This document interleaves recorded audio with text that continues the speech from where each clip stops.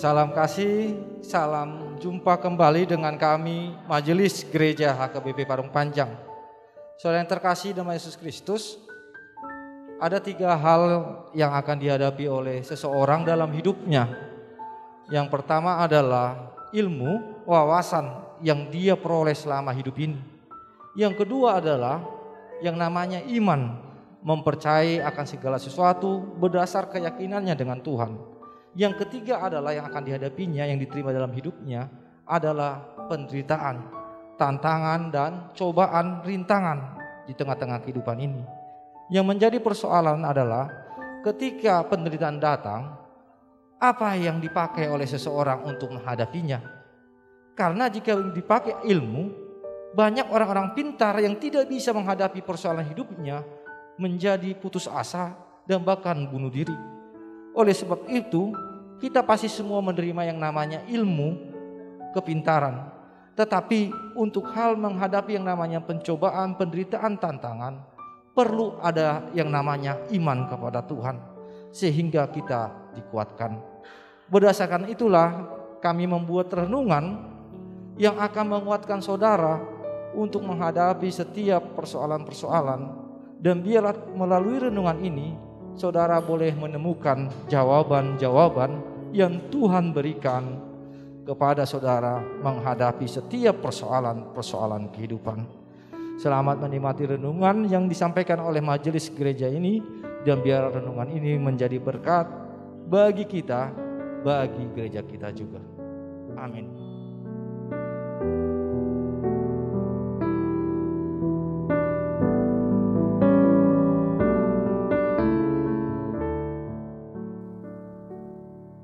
Selamat pagi, salam kasih, kita bertemu kembali dalam firman Tuhan yang menyapa kita pagi hari ini. Sebelumnya marilah kita berdoa.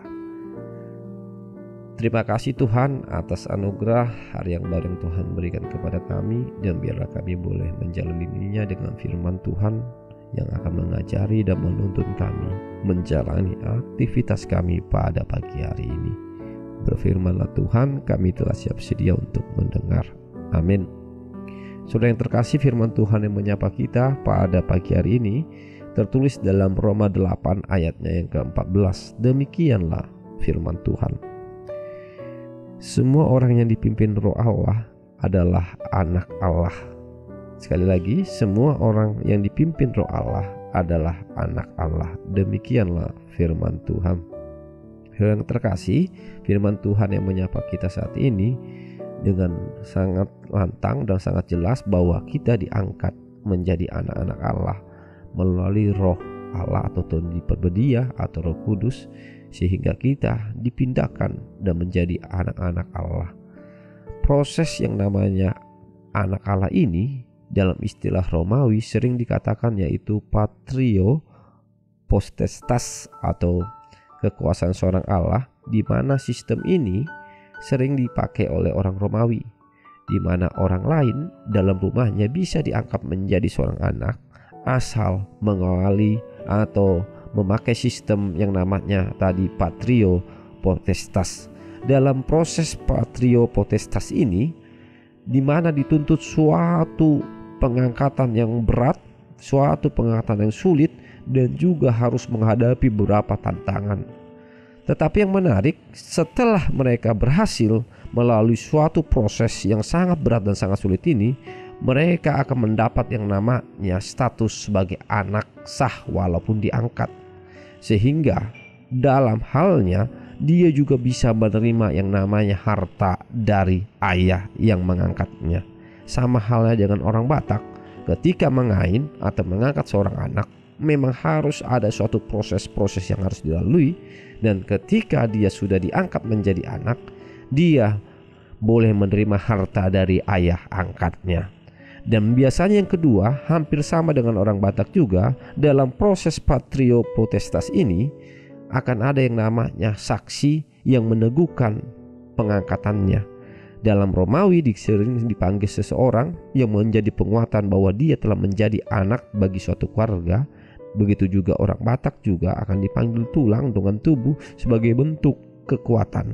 Dan firman Tuhan juga mengatakan bahwa Roh Kuduslah sebagai saksi di mana orang-orang percaya diangkat menjadi anak di dalam persekutuan Allah, sehingga kekuatan perkataan Rasul Paulus ini mengingatkan kita bahwa pertama, orang percaya adalah anak-anak Allah yang diangkat oleh Roh Kudus, yang disaksikan oleh Roh Kudus, dan juga memperoleh yang namanya warisan yang akan dianugerahkan oleh Allah kepada kita. Sehingga apa yang ingin dikatakan oleh firman Tuhan ini, marilah kita jalani status kita, identitas kita sebagai anak yang telah diangkat melalui Roh Kudus, menjalani kehidupan dengan sukacita seturut dengan kehendak yang diinginkan Allah atau Bapa kepada anaknya, yaitu perbuatan-perbuatan yang berkenan di hadapan Tuhan.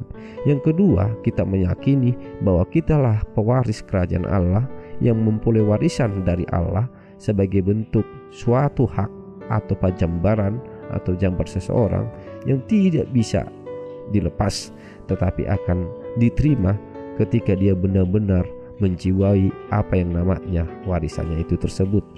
Oleh sebab itu, firman ini mengingatkan kita agar kita boleh menjalani kehidupan dengan sukacita, dengan kehendak dan seturut yang diinginkan oleh Bapa Allah kepada kita. Dan yang terakhir, saudara yang terkasih, perkataan Rasul Paulus ini jugalah yang meyakinkan kita bahwa hidup kita telah dibimbing di dalam penyertaan seorang ayah atau Allah, sehingga kita kelak menjadi orang-orang yang boleh dapat berhasil di tengah-tengah kehidupan kita. Kita awali, kita jalani aktivitas ini pagi hari ini dengan firman Tuhan ini yang meyakinkan kita bahwa kitalah pewaris dan kitalah anak-anak yang telah ditetapkan Allah yang memperoleh sukacita, warisan kehidupan yang kekal. Amin. Kita berdoa. Terima kasih Tuhan atas firman Tuhan yang boleh menjadi sukacita kami, di mana Tuhan telah mengangkat kami menjadi anak-anak-Mu melalui Roh Kudus. Dan biarlah kami memperoleh sukacita. Kami yakin Engkau menganugerahkan kehidupan sebagai warisan kekal bagi kami. Dan biarlah kami Tuhan boleh menjalani kehidupan kami seturut kehendak dan perintah Allah di tengah-tengah hidup kami. Terima kasih Tuhan. Di dalam Kristus Yesus kami berdoa. Amin.